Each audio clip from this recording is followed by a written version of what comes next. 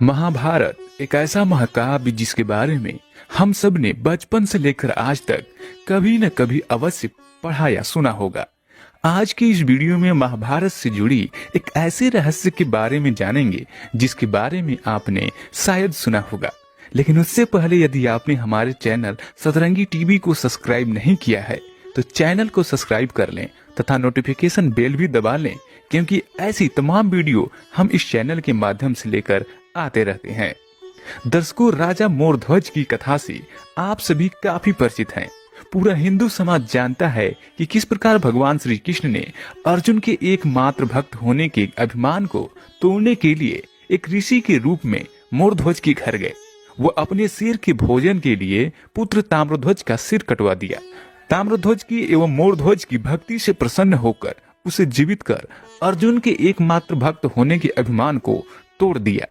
परंतु सवाल यह है कि महाभारत के युद्ध के समय श्री कृष्ण जी ने अपने भांजे अभिमन्यु को क्यों नहीं जीवित कर पाए, जबकि वहां अभिमन्यु की जरूरत थी।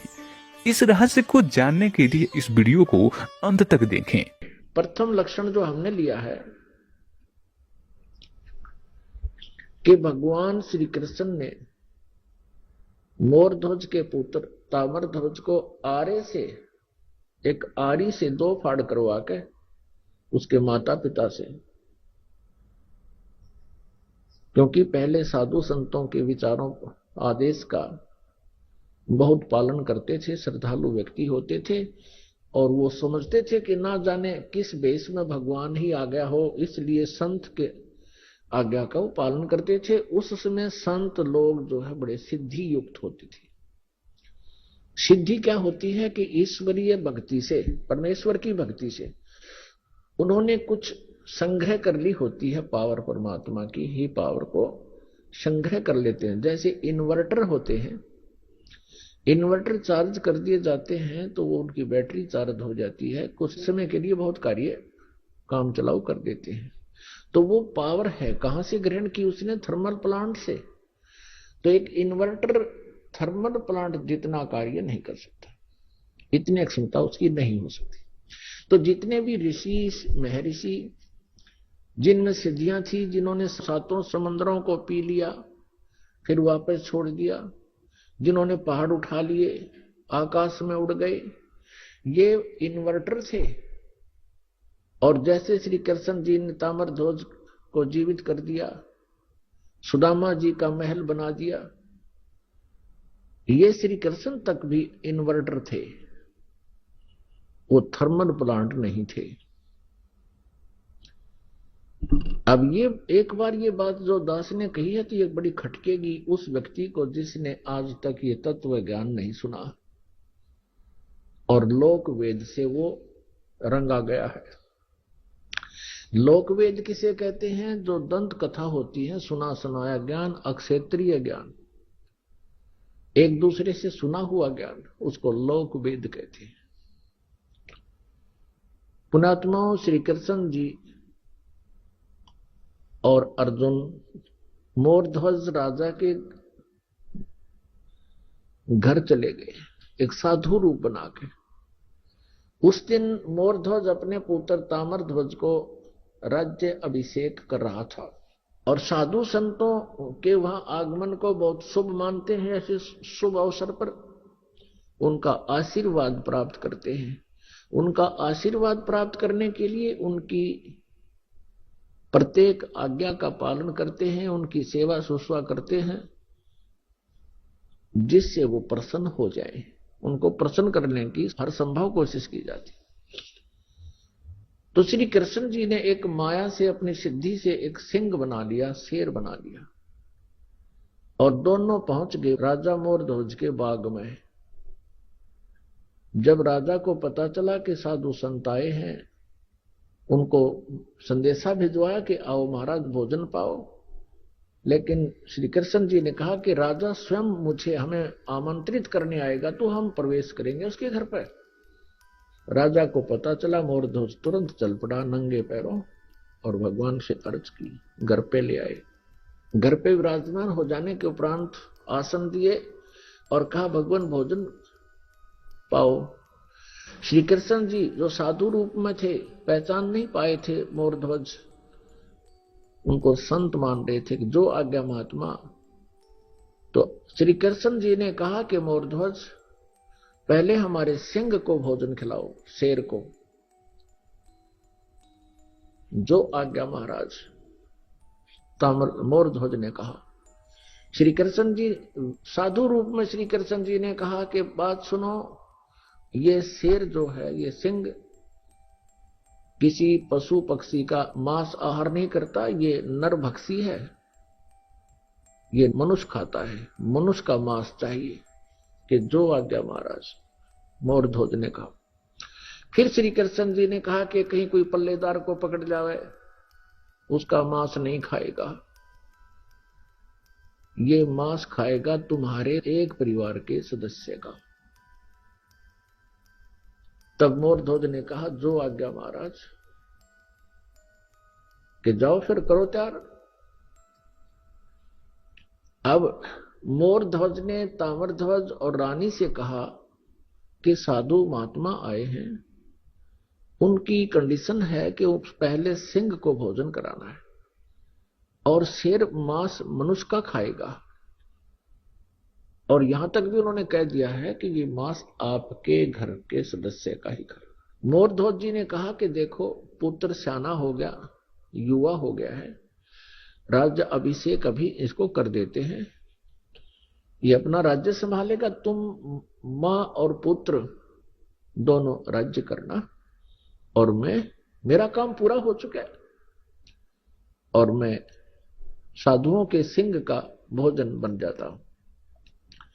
तब रानी ने कहा देखो मैं पतिव्रता स्त्री हूं, और पतिव्रता स्त्री से पहले उसका पति यदि मृत्यु को प्राप्त हो जाता है तो उसका जीवन नरक होता है, मैं नहीं जी सकती। और मेरा काम क्या था? मेरा काम था आपका वंश चलाना, आपका वंश चल गया, अब मेरा क्या काम रह गया? लड़के का ब्याह कर लेना, दोनों पिता पुत्र अपना कार्य कर, राज्य संभालो, बच्चा अयाना है, ये राजकाज को ढंग से नहीं समझ पाएगा, आप इनकी हेल्प करते रहना, और मुझे आहार बनने दो सिंह का। तब लड़का कहता है ताम्रध्वज के माता पिता, मैं माता पिता के ऋण से मुक्त नहीं हो पाया हूं, अभी तक तो मेरी आपने सेवा ही सेवा की है, मैं तो आपकी कुछ सेवा कर नहीं सका, इसलिए मैं सिंह का आहार बनूंगा, आप मुझे पितर ऋण से मुक्त होने दीजिए। अब वहां भगवान श्री कृष्ण से जो साधु रूप में बैठे थे उनसे आकर कहा, उन्होंने सारी कहानी फिर दोबारा दोहराई और कहा भगवान आप ही फैसला कर दो। तब श्री कृष्ण साधु वेश में विराजमान श्री कृष्ण जी ने कहा कि राजा और रानी यानी अपने पुत्र ताम्रध्वज को आरे से 2 फाड़ करें, और तुम्हारे पुत्र का मांस ये शेर खाओगा, सिंह खाओगा। जो आज्ञा, आरा उठा लिया, एक तरफ मां खड़ी होगी, एक तरफ पिता, और लड़का लिया बिठा, और एक बात और कही कि यदि किसी के भी तुम्हारे आंसू आ गए, तीनों में से सिंह भोजन नहीं करेगा। अगली जो आज्ञा आपकी। तो जब वो चीरने लगे, कहा कि इसको 2 फाड़ कर दो, बायां लेफ्ट जो है पार्ट ऑफ बॉडी, बायां हिस्सा शरीर का शेर नहीं खाएगा, ये अपवित्र है, केवल दायां हिस्सा ही खाएगा, बाएं को फेंक देना, दाएं को उठाकर पकाना है। ये बात सुनकर के उसमें आरा चल रहा था, ताम्रध्वज की आंखों में आंसू आ गए।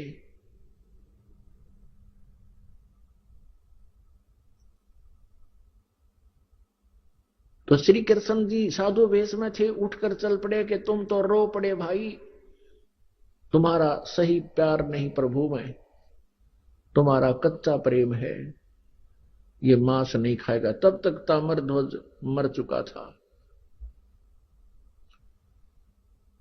अब मोरध्वज कहता है कि हे भगवान, बालक था, इसको समझ नहीं थी, मुझे चीर लो, मैं नहीं रोऊंगा। तब रानी कहती है आप रूठ को मत जाओ, मुझे आहार बना लो, हम नहीं रोएंगे। बालक था। इस बात से वो बड़ा प्रसन्न हुआ। श्री कृष्ण जी साधु रूप में वापस आकर बैठ गया और लड़के को जीवित कर दिया। तब लड़का जीवित हो गया। ताम्रध्वज ने कहा कि प्रभु, मैं रोया इसलिए था, मैं कोई इसलिए नहीं रोया था कि मेरी जान जा रही है, मैं इसलिए रोया था कि मैं इतना नीच व्यक्ति हूं कि मेरा आधा ही बॉडी, आधा ही शरीर आपके काम आया, मैं तो इसलिए रो रहा था। अब उसको जीवित कर दिया। अपने आत्माओं, इन कथाओं से हमने बहुत कुछ सीखना होता है। अब ये तो कुर्बानियां की मोरध्वज जी ने श्री कृष्ण जी के लिए, एक परम संत पूर्ण परमात्मा मानकर। अब उनका कोई से का कल्याण नहीं हो सकता था, ना श्री कृष्ण का कल्याण हुआ, ना श्री कृष्ण उनका कल्याण कर सकते थे। लड़के को जीवित कर देना, इन प्रभुओं में गॉड पावर होती है, जैसे इन्वर्टर वाली।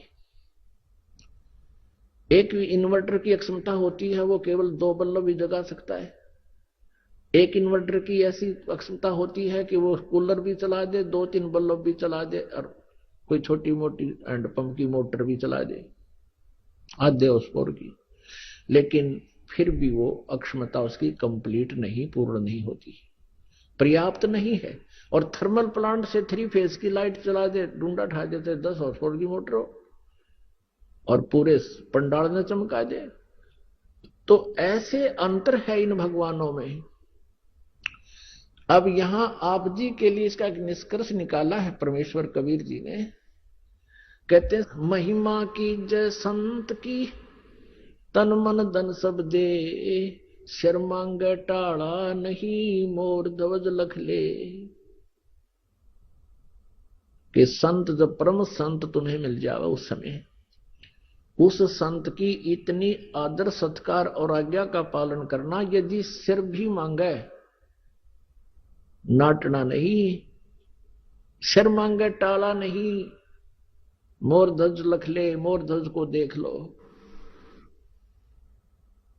पुण्यात्माओं, अब अकाल गिर गया साधु संतों का इस कलयुग के इस पीरियड में। ये नकली, पाखंडी और डोंगी, इनका सत्कार हो गया है, और इन्हीं का बोलबाला हो रहा है। इन्होंने बैठा दिया भक्ति का, और भाव खत्म कर दिया भक्तों का। अब पुण्यात्माओं, इस लक्षण से हमने श्री कृष्ण जी को परमेश्वर मान रखा था कि उन्होंने मोर ध्वज के पुत्र ताम्रध्वज को आरे से 2 फाड़ करवा के जीवित कर दिया। यही श्री कृष्ण जी अपने सगे भांजे अभिमन्यु को जीवित नहीं कर सके, जो महाभारत के युद्ध में चक्रव्यूह के अंदर मृत्यु को प्राप्त हो गया था। सुभद्रा रो रही थी, जो श्री कृष्ण जी की बहन थी, अर्जुन के ब्याही थी। सुभद्रा पुत्र था अभिमन्यु। 5 पांडव रो रहे थे, सुभद्रा रो रही थी, श्री कृष्ण रो रहा था, और पांडवों का कुल नाश हो रहा था। श्री कृष्ण जीवित नहीं कर सके। वहां तो पंगा पा दिया, जाके खुद चरवा के जीवित कर दिया लड़का, मोरध्वज का पुत्र, और वहां सुभद्रा पुत्र को श्री कृष्ण जीवित नहीं कर सके। तो परमेश्वर कबीर जी ने ये बताई है भिन्नता